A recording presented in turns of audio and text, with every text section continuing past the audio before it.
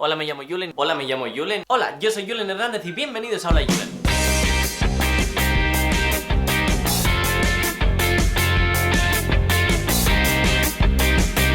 Julen Hernández naiz, 23 urte ditut, Donostiarra naiz, Antiguotarra, eta kazetaritza ikasi, eta gero Bartzelonan master bat inun, eta duela 4 urtetikan YouTubeko kanal bat daukat, eta hain duela hilabete batzutikan, baina YouTubera dedikatzen ez nire lan modu gisa.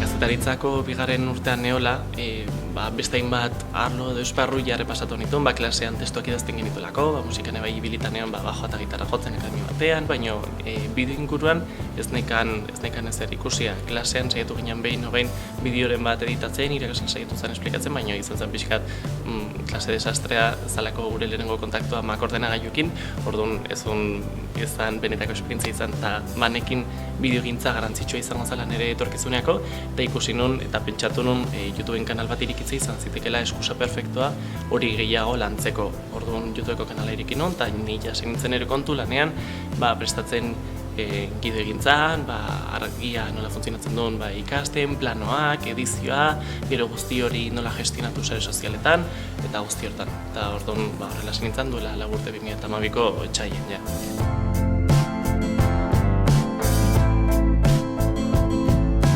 Hau berez da edozein afizio bezala. Afizio bat egiten duzunean eta jarraitzaileak dituzunean, ja nolabaiteko influentzia batera egin dezakezu beste pertsonengan, orduan hori ikusita, markak erabili zaitzakete edo erabili dezakete zuk daukazun plataforma hori, behien produktuak anuntziatzeko edo erakusteko. YouTubera zuzenean bideoak igotzean eta YouTubek hasta bidezko anuntzio salketa baten bidez jartzen ditu anuntzioak zure bideotan eta hortik anatatzen duzu portzentzai txiki bat.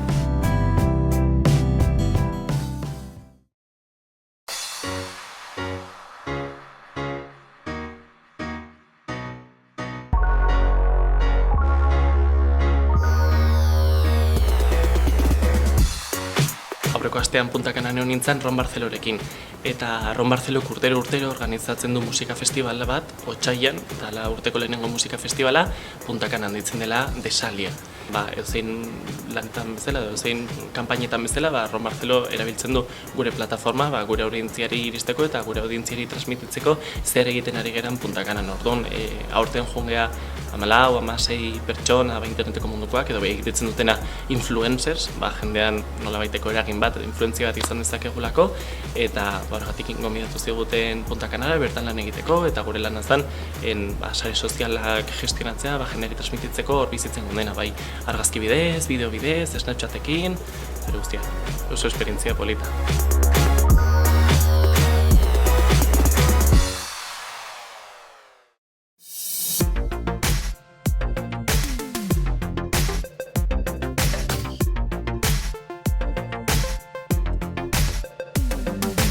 Bideo bakar bat birala izateko, horrez dago rezeta, exitoaren rezetarik. Edozein bideo bihurtu daiteke viral, edo edozein bideo ez da bihurtzen viral.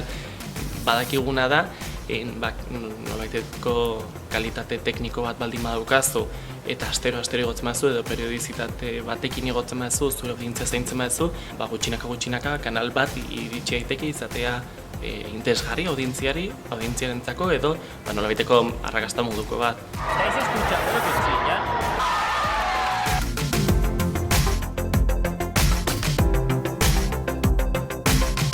Zure audientziarekin interaktuatzea edozein sare sozialetan, zure audientziari eskaintzea nahi duten informazioa edo entretenimentua edo behi jakita zuhor zaudela eta behi gutxinaka sentitzea identifikatua zurekin eta nahi izatea kontsumitzea zuk egiten dituzun gauza horiek edo bizipen horiek. Inglesez ditzen da lifestyle moduko edukiak.